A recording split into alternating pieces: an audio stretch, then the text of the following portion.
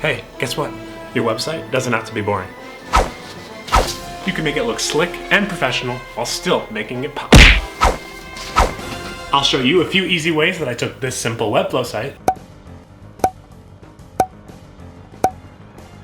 and made it look incredible. So let me channel my inner Dash and speed right to the good stuff. So first we've got our nav bar. You'll see it's this ugly flat red. We want to add some dimension to this, so let's use a gradient. Gradients are great ways to make things pop. I'm just going to add a little red to orange gradient. Gradients mimic real life, so they're really appealing to the eye and to users, because nothing in life is really one color. So now all of a sudden you see, bam, it's a little bit more elevated using two colors. I'll affect these nav links. I'll change the font to Bebas New, a nice kind of incredible font. Make the text white. I'm going to give it a class of nav link and then just apply it to the rest of them so they absorb all the same styling. Perfect. I'll give it a little hover effect. I'll make it italic on hover, just add some little flair to it. And if I go down here to transitions, I'll make sure the transition for all properties is smooth. Next, our hero section, we've got this image here. I think it'll look better if we make it a background, so I'm going to delete this and I'm going to go down here. I'm going to make it a background image instead. Boom, there we go. And I'm going to change the position to cover and center. Great. And now you see this Incredibles text is a little hard to read with the background, so I'm just going to add a little gradient overlay right on top. There we go. Now fade to the background so I can see it. And I'll change the viewport height to 70 VH just to expand it a little bit. There we go. Next I'll jump down here. You'll see how this is all a little wide. Let's put it inside a container. There we go. Now it's a little more condensed and the user's not working as hard looking back and forth to read it. I'm going to change the width of this, make it a little wider. I'm going to make the font size bigger. The line height, you'll see how it's overlapping. I'm going to change it to 1.4 dash. That's 1.4 times the font height itself. I'll make the container a little bit wider so I have more breathing room. Now I'll make this our Bebas New font. Perfect. I'm going to add a background gradient to this text, and you'll see what we'll do here. I'll make it a nice red to orange. Here we go. If I go down to background styling, I can affect this background gradient now and change it to clip to text. There we go. Look how nice our gradient now absorbs into the Incredibles text. I'm going to add another hover effect here. I'll just make the same thing, italicized on hover with a smooth transition over 200 milliseconds. I'm going to change this release date. Now I can change the font to Bebas New, just like before. I'm going to make the line height 1.4. And now I can get rid of all this margin and padding just so we can customize our own spacing. And this paragraph, we want to remember hierarchy, right? So we don't want the same two elements to have the same color as above. So if I just give this a lighter gray, there we go. Now the eye can distinguish the two chunks of text. I'm going to change the font size. You see how it overlaps? If I change that line height, there we go, balances out. Make this a Lato font. Beautiful.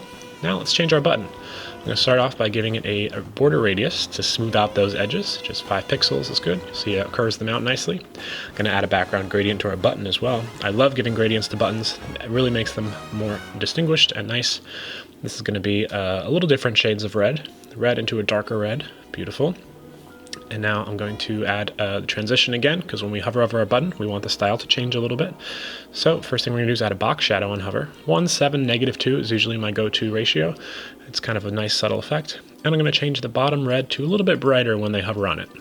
There we go. So now you'll see when we hover, just a little interaction, shows the user they can click it.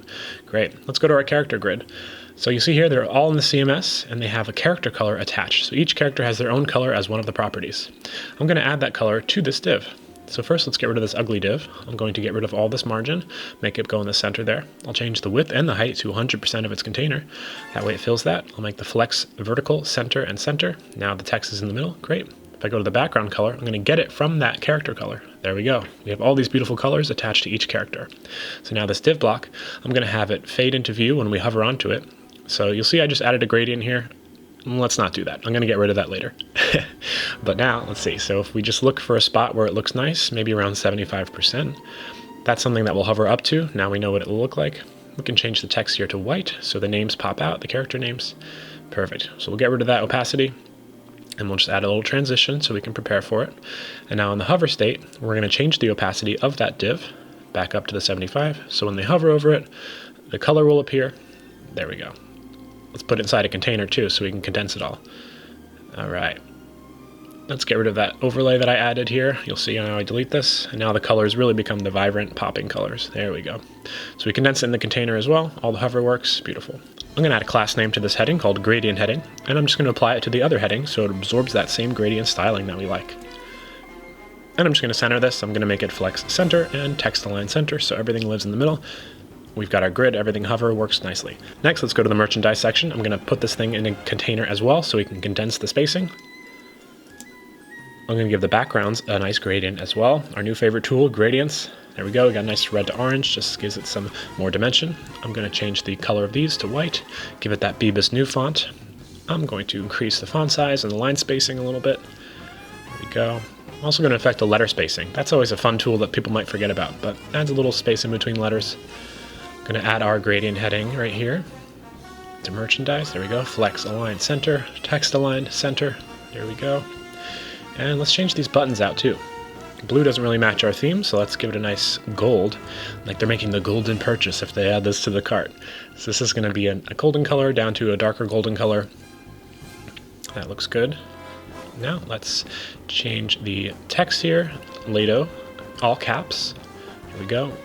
Hover effects, we're going to add the gradient. We're going to make it a little bit brighter, just like we did with the other button. Perfect. And the radius and box shadow, just change that down on the hover. There we go.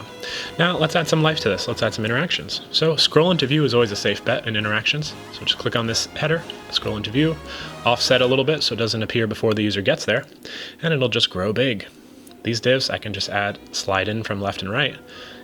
And we're going to slide that in, offset it. There we go. And as long as you're affecting the parent container, all the children will follow suit. So all you have to do is do the main container, add an interaction to that. Preview, there you go, that slides in. This character section, I can just add on scroll into view.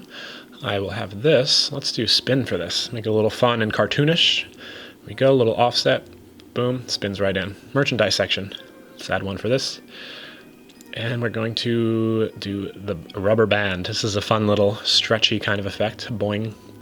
Great. Now when we preview this, look at this. Our site is elevated, the nav links hover, and everything fades in nicely, gives it some life. The button hovers work, got the spin in, all the colors hover, and our merchandise boings in, and we got those buttons. Beautiful work. All right, so those are just a few ways you can make your site look even better than it already is.